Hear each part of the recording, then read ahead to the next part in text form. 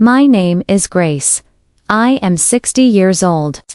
And tonight, I'm telling you the story that I never thought I'd live to tell. It's the story of the night my own son tried to kill me. And the night my husband and I survived only because we played dead. It sounds like a scene torn from a movie script, doesn't it? Parents cowering in the dark, blood on the floor. Hearts pounding in silence while the child they once cradled in their arms stands above them, filled with rage, with madness, with something no mother can fully comprehend. But this isn't a movie. It's real. And it happened inside the very walls of our home. For 60 years, I've carried 1,000 memories of love, struggle, and sacrifice. I remember the first cry my son made, the way his tiny hand curled around my finger. The first time he said "Mama." I remember the laughter that filled our home, the smell of Sunday dinners. The way my husband and I believed that raising him would be our proudest achievement. But what I never imagined was that the very life we gave him would one day turn against us in the darkest way possible. What pushes a son to violence? Was it anger? Was it pain? Or was it something broken inside him that we never saw until it was too late? That night, we didn't have time to ask questions. We had only one choice: survive. And in order to survive, we had to become silent. Lifeless bodies on the floor, pretending that death had already claimed us. This is our story. A story about family, about love, about betrayal, and about how far two parents will go when survival means everything. My name is Grace, and when I tell you this story, I want you to know that it does not come easily. Words like these are not spoken without cost. They carry weight, and each memory I bring back feels as though I am cutting open an old wound that has only barely healed. But if you are listening, then maybe you understand why some stories must be told, no matter how much they hurt. Because what happened to us the night my son shoved us over the edge was not just about survival. It was about understanding the darkest corners of the human heart, and how fragile the bond of family can be when love collides with violence.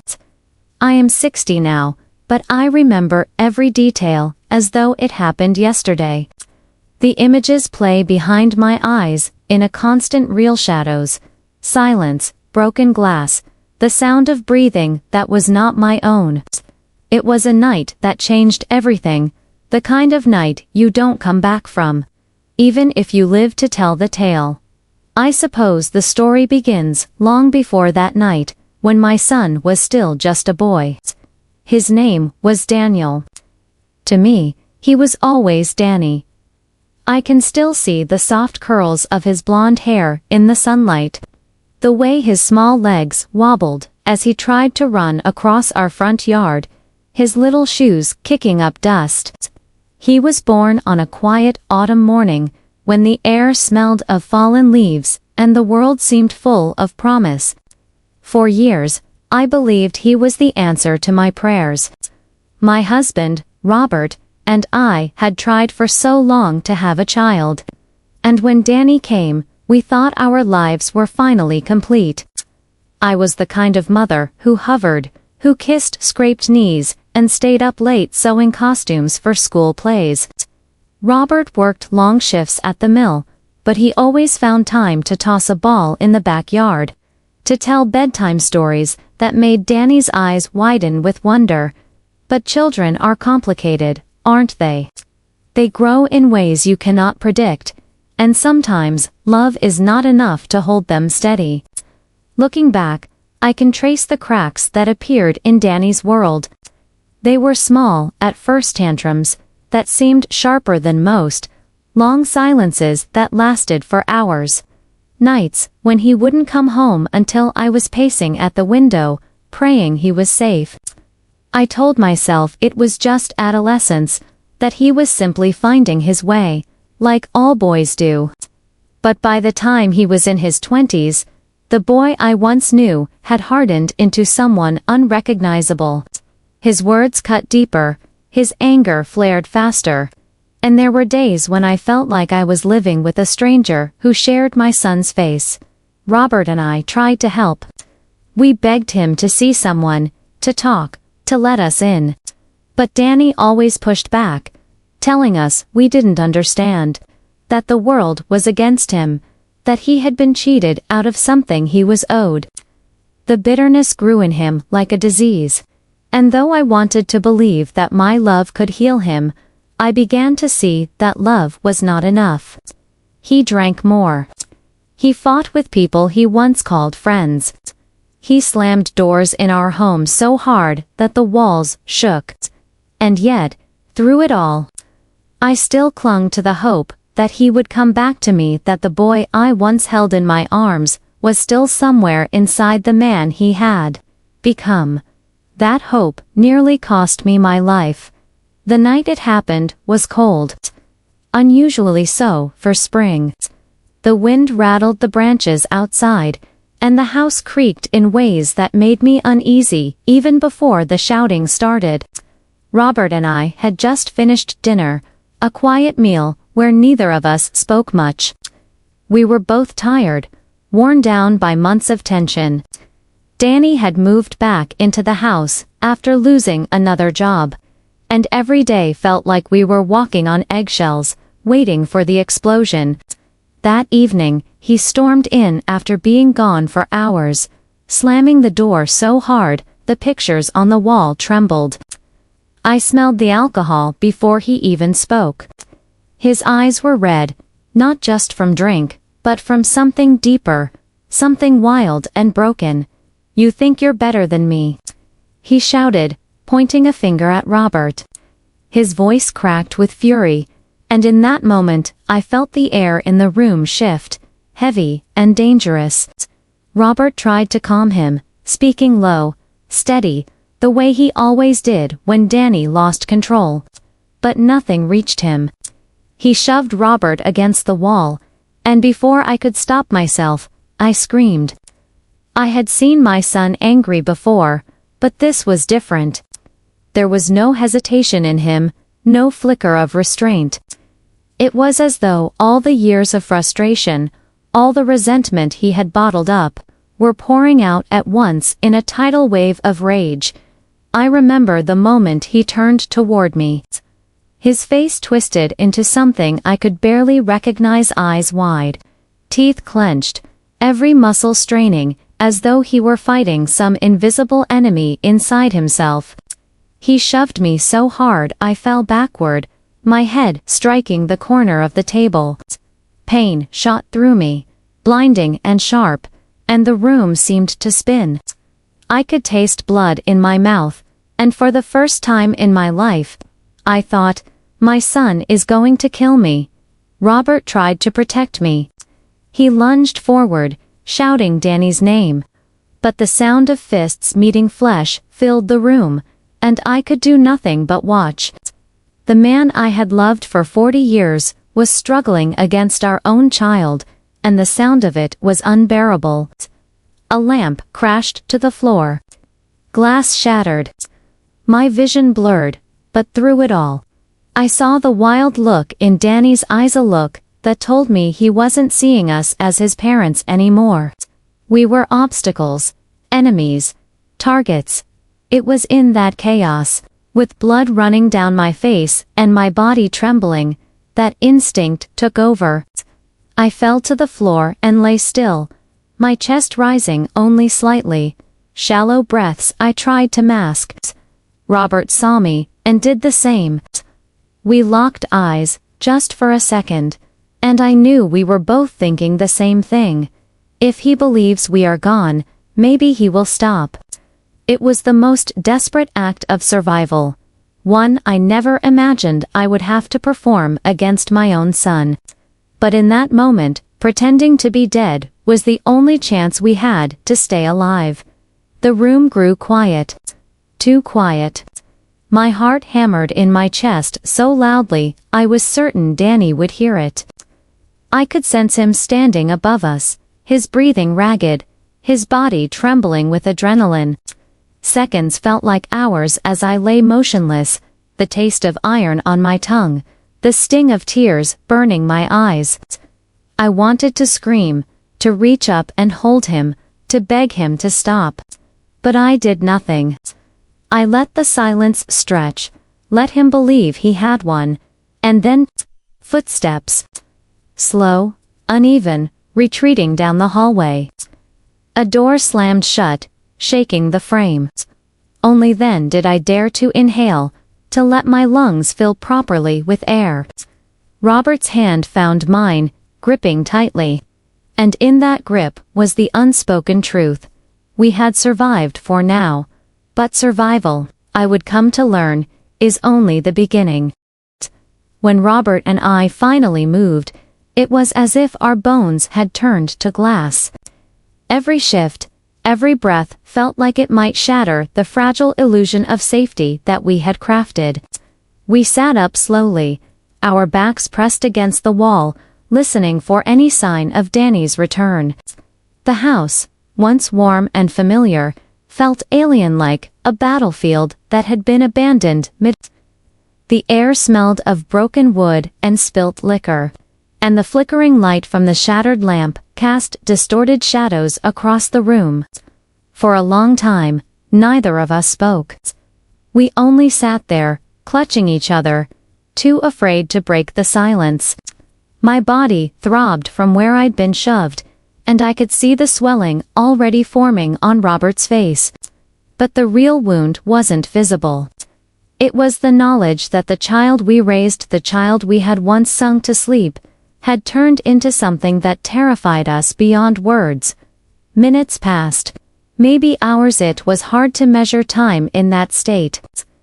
I could hear Danny pacing somewhere down the hall, muttering to himself in a low, erratic voice. Sometimes his words were clear, curses, accusations, fragments of thoughts that made little sense. Other times, it was nothing but a growl, like some wounded animal caught in a trap. Robert motioned for me to stay put, but I knew we couldn't just sit there. We needed to make a decision. Try to leave the house quietly, or remain until the morning light gave us some safety. My heart begged for the door, for escape, but my mind knew how dangerous it could be. Danny was unpredictable, and if he caught us trying to run, I wasn't sure we'd get a second chance at survival. I thought of the years before, when he was a boy who used to sneak into our bed after nightmares. He would curl between Robert and me, his little body trembling until sleep found him again. I thought of how I used to stroke his hair and whisper, "You're safe now, sweetheart." That memory stabbed through me like a blade, because on this night, he was the nightmare. And there was no one to whisper to us that we were safe. We were trapped in our own home by the person we had once sworn to protect. The hours crept forward. Every sound seemed magnified, the ticking of the old clock in the hallway, the occasional groan of the wooden floor, the rustle of branches against the window. I tried to steady my breathing, but fear had rooted itself in my chest. Robert, always the practical one, whispered that we had to wait until Danny passed out. He was drunk, unstable, but exhaustion would come for him eventually. It was our only chance. So we waited, pressed together in the dark, whispering prayers that neither of us truly believed would be answered. Finally, sometime deep into the night, the house grew still. No more pacing. No more muttering. Just silence. Robert squeezed my hand, and together we rose, moving as quietly as possible across the wreckage of the living room. The door was only a few feet away, but those few feet felt like miles. Every step threatened betrayal, a creak, a stumble, a gasp. My hand trembled as I reached for the doorknob, the cold metal slick with sweat. And then, just as we were about to turn it, a sound stopped us cold. A cough, low, hoarse, coming from the hallway behind us. Danny was awake. We froze. I felt Robert's grip tighten until my knuckles ached. We didn't dare turn around. For a long, excruciating moment, the house was suspended between stillness and chaos. Then came the sound of movement sheets rustling, feet shuffling against the floorboards. My stomach dropped. If he saw us leaving, there would be no pretending, no playing dead. We would be cornered prey. And so, in a desperate act of instinct, we slipped back into the living room, lowering ourselves once again to the floor, arranging our bodies in the same grotesque mimicry of death. It was humiliating, terrifying, unnatural, but it was all we had. Danny appeared in the doorway. I could feel his presence before I saw him. His breathing was labored, his steps uneven. Through my half-closed eyes, I could just make out his silhouette tall, swaying slightly, his hand dragging along the wall, as though he needed it for balance. He stood there for what felt like an eternity, staring at us. My entire body screamed to move, to run, but I remained perfectly still. Robert didn't flinch either. The silence pressed in around us, and I wondered if he could hear the hammer of my heartbeat, if he could see the subtle rise and fall of my chest. Then, in a voice that chilled me to my core, he whispered. I knew it, his words slurred, heavy with drink. But there was a clarity in them that made my blood run cold. You were always against me. Always. But now you can't hurt me anymore. He lingered for another moment, then stumbled back down the hall, the sound of a door slamming echoing through the house once more. This time, I didn't move. Neither of us did. We lay there until the first light of dawn crept through the windows, our bodies aching from the cold, hard floor. Only when the sun rose high enough to fill the room with its pale glow did we dare to stand.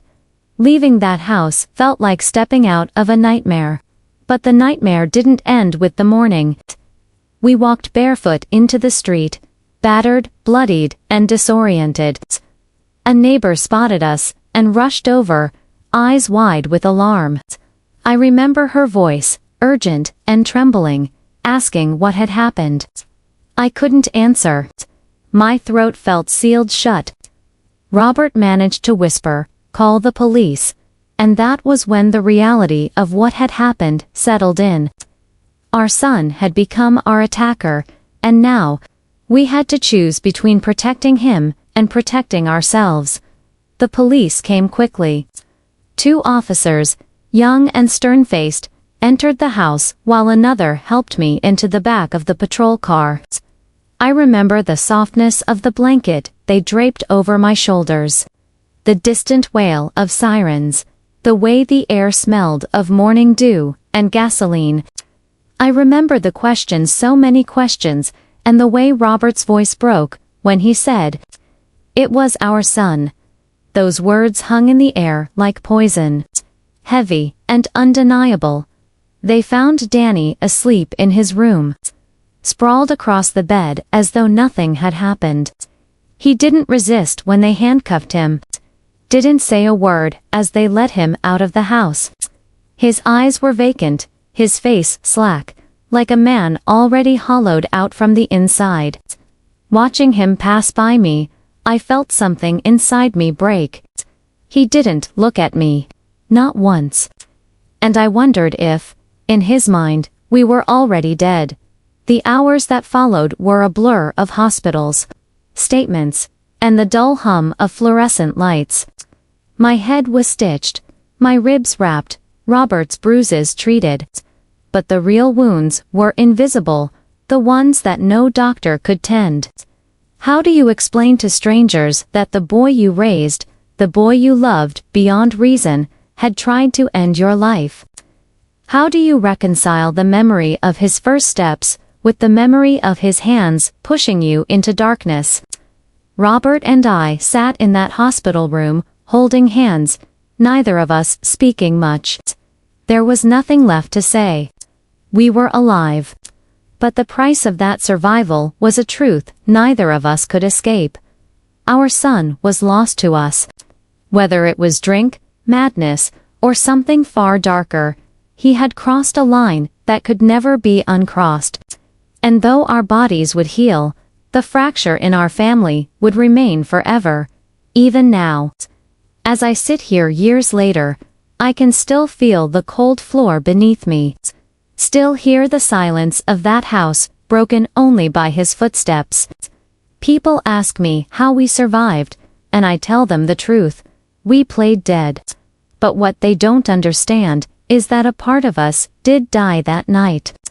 The parents we once were, the family we once believed in it, all ended in those hours of terror. What remains is a story of survival, yes, but also a story of grief. Of love twisted into something unrecognizable. Of the haunting reality that sometimes the danger you fear most comes not from strangers, but from those you hold closest. The days that followed felt like drifting through fog. Every moment seemed both too sharp and too distant, as if my mind could not decide whether to hold on or to retreat. At the police station, they asked us to recount everything. Each word was a knife to my throat. I told them about the shouting, the shove, the moment my head hit the table. Robert described the fight, the way Danny's eyes looked when reason had vanished. The officers nodded, scribbling notes, their faces unreadable. They had seen violence before, of course, but I wondered if they had ever seen it come from a child against his parents. When I said the words, "My son tried to kill me," I felt something collapse inside. It was not just a statement. It was the death of the mother I had been. Danny was charged, though not with murder, since we had survived. Assault, attempted manslaughter, resisting words that filled legal papers, words that did not capture the truth. He sat in a cell, silent, staring at the wall when we saw him through the glass. His hair was messy, his eyes hollow, and when he finally looked at me, there was nothing in his gaze that resembled the boy I had raised. I searched for some flicker of recognition, some trace of regret, but found none. It was as though he had already erased us, as though in his mind, we had ceased to exist long before that night. People around us reacted in ways I could not predict. Neighbors whispered. Some expressed sympathy. Others looked at us with suspicion, as if we must have done something to drive our son to such darkness. Family members called, offering support laced with questions. How could this happen? Why didn't we see it coming? What would happen to Danny now?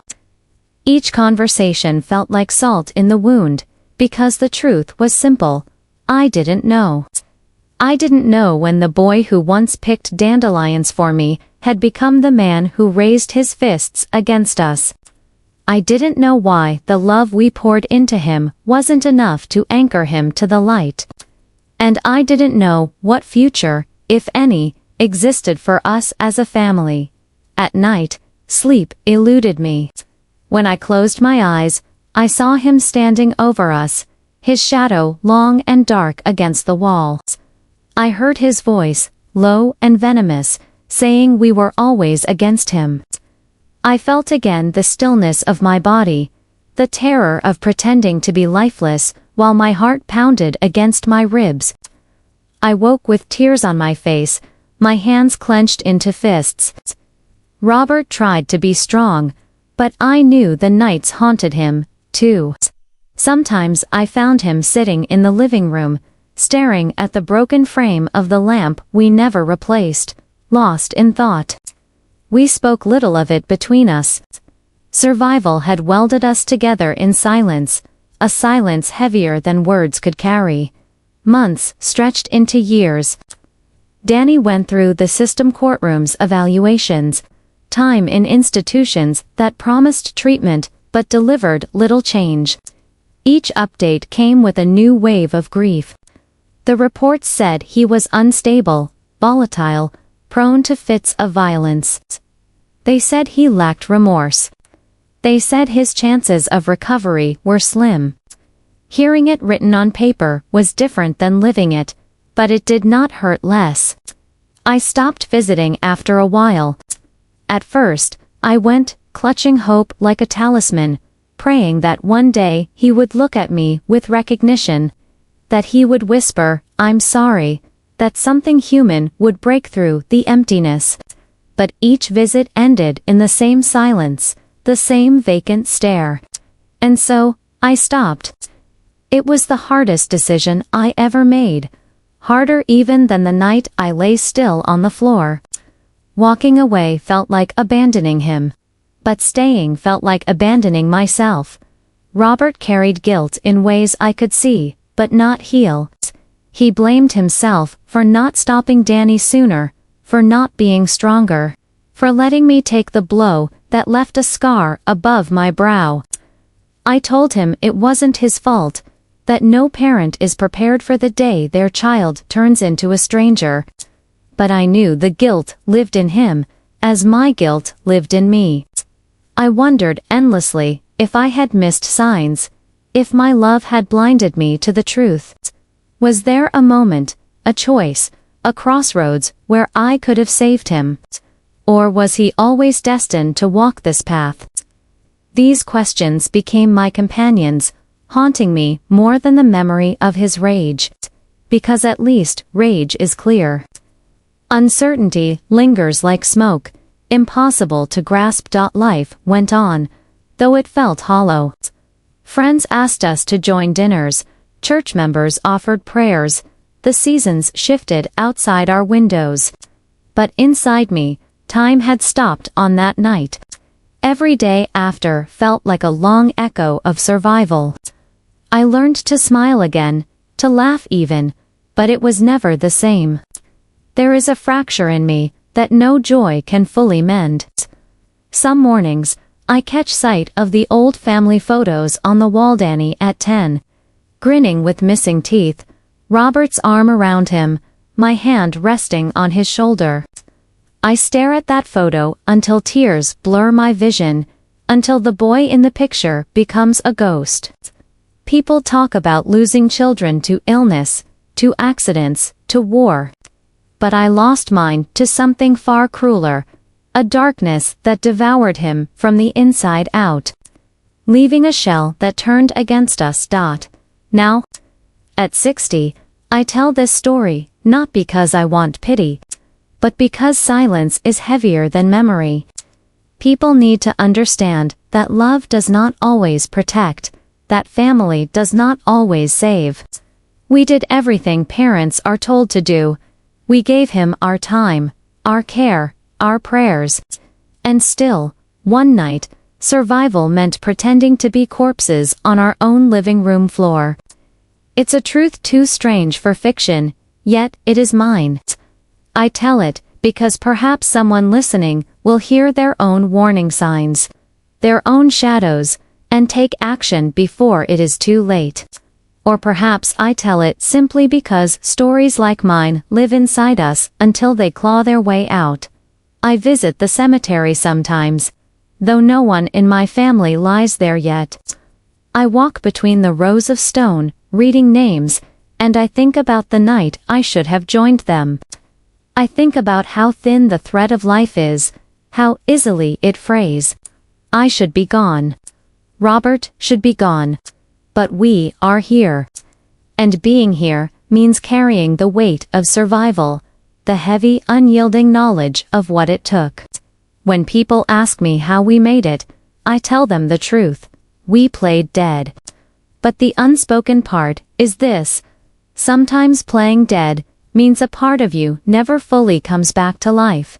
And yet, there is gratitude. Twisted, complicated, but real. Gratitude for the mornings when the sun rises and I can still breathe the cool air. Gratitude for the nights when Robert and I sit quietly on the porch. The silence no longer terrifying, but soft, almost forgiving. Gratitude for survival itself, even when survival feels like a curse. Because in the end, life even fractured, even haunted eyes still life. And that, perhaps, is the final lesson. We were pushed over the edge. We fell into darkness. But somehow, we rose again. Changed, scarred, forever altered, but alive. That is my story. That is the truth I carry. And though it is not the ending I dreamed of when I first held my baby boy in my arms, it is the ending I have. And I have learned to live with it.